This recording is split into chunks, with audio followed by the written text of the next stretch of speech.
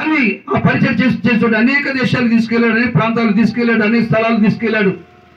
ఆ సేవకులకు అనేక విధులుగా స్థలాలు కొనటం, మందిరాలు కట్టడం, మైకులు ఇవ్వటం, బైకులు ఇవ్వటం, సెల్ ఫోన్లు కూడా ఇవ్వటం, వాళ్ళ కుటుంబాలలో అనేక సహకారాలుగా ఉండటం, అండగా నిలవటం జరిగింది. ఏదేమైనా కానీ దేవుడి పని అలా జరిగించాడు. కాలినడకతో సేవకొచ్చి నన్ను ఒక ఏసీ కారులో తిప్పుతున్నాడు. దేవుడి స్తోత్రం. తెలుసా, కన్న ఆత్మీయ తండ్రి నన్ను గుండెల మీద తనినా నేనేదో పని చేసుకోగలుగుతాను. రైల్వేలో పని చేస్తాను, ఏమో నీకు చాలా పనులు చేయగలుగుతాను, రాట్ పని చేస్తాను. అలాంటి చేసిన వ్యక్తి దానికి వెళ్ళిపోలేదు. కానీ ఎందుకంటే నా గట్ట మీద చెయ్యి వేసి వెనక తిరిగి చూసేవాడు శాపగ్రస్తుడు అని ఉంది వాక్యం. ఆ వాక్యం నన్ను పట్టుకుంది.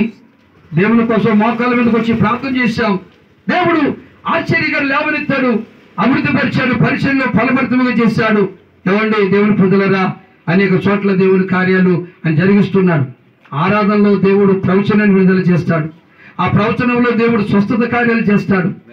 అనేకమైన కార్యాలు అనేక చోట్ల అలాంటి కార్యాలు దేవుడు జరిగిస్తున్నాడు. ఎందుకంటే ఆయన పని కోసం తీర్మానం చేసుకున్న కనుక. కాబట్టి స్టీఫెన్ పాల్ మీరు ఇద్దరు కూడా దేవుని పని కోసం ప్రతిష్ఠించుకుంటున్నట్టు మీరు ఇద్దరు కలిసి దేవుని పని చేయడానికి ముందుకు వెళితే నాకు తోడైన దేవుడు మీకు తోడు ఉంటాడు.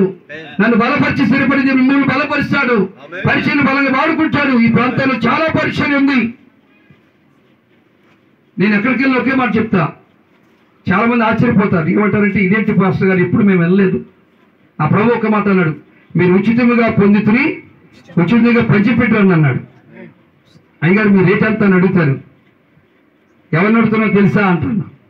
కాదయ్య గారు, చాలా మంది అంత అంటారు ఇంత అంటారు కదా. నాకు రేట్ లేదు, నా ప్రభు రేటు అమ్ముకొని నేను ఉచితంగా పొందే ఉచితంగా పంచిపెట్టామన్నాడు. అది నా యొక్క విజన్, అది నా యొక్క ఆత్మీయ ఆలోచన. ఎక్కడికైనా వెళ్ళి దేవుని పని చేసుకుంటూ వస్తూ ఉండేవాళ్ళం.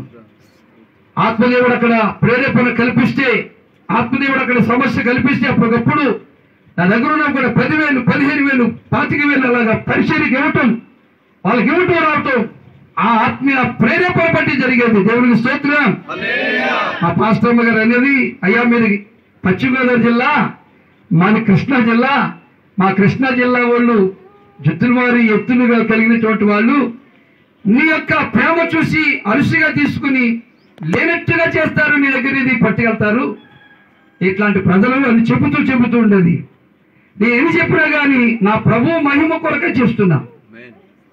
నా ప్రభు పని ఆయన మహిమార్థంగా చేస్తున్నా. ఆయన ఆ రీతిగా పరిచయం చేస్తుంటుండగా దేవుడు అనేక చోట్లకు నడిపిస్తున్నాడు, అనేక ప్రాంతాలు నడిపిస్తున్నాడు. ఆయన పరిచయం బలంగా వాడుకుంటున్నాడు. కాబట్టి నన్ను వాడుకునే దేవుడు మిమ్మల్ని కూడా వాడుకుంటాడు. మీరు సమర్పించుకోవాలి. వాడుకో యేసయ్యా నీ కాడి